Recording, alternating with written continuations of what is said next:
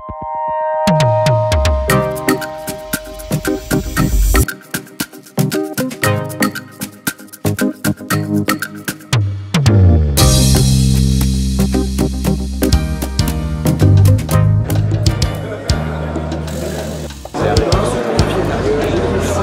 c'est un bonbon. Et ça se trouve plus en Guadeloupe. Salut à tous, donc on finit cette première journée du Whisky Live en beauté évidemment comme toujours avec Nicolas de Biel que vous êtes nombreux à connaître évidemment. Je vais rougir. Bien sûr. Alors présente-toi et parle-nous un peu de cette première journée, comment donc t'es ressenti, ton contact avec les visiteurs. Voilà. Sans problème, alors rapidement, moi c'est Nicolas Tarian, donc représentant de Biel en Guadeloupe et sur les îles du Nord.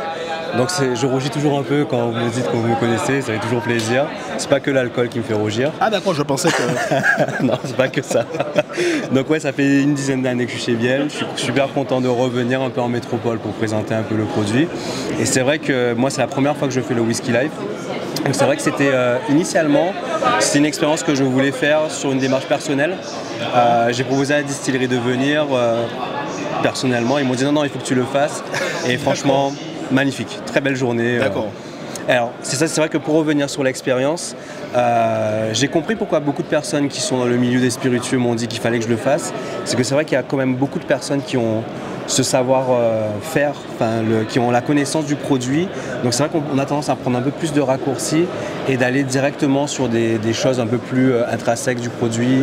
Et il y a une connexion avec la personne qui déguste, le dégustateur, et même avec les professionnels qui est un peu plus frontale et limite un peu agréable, assez agréable. Voilà.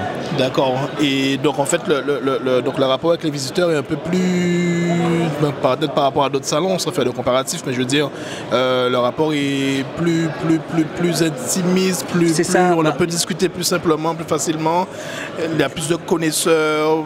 Exactement. En fait c'est un peu prétentieux, mais c'est vrai que souvent dans le milieu, vous savez, dans le club rhum ou même les distillateurs, on a tendance à oublier qu'on n'a pas tous les mêmes connaissances sur un milieu qu'on apprécie. C'est comme moi demain, si je vais sur d'autres maisons, du cognac, des choses comme ça, je ne vais pas forcément tout comprendre. Donc c'est vrai qu'on a cette pédagogie à avoir en plus sur d'autres salons, qui est aussi intéressant. Mais là c'est vrai que d'avoir directement des personnes qui ont une passion un peu plus avivée sur le produit, on va avoir tout de suite des raccourcis qui sont intéressants.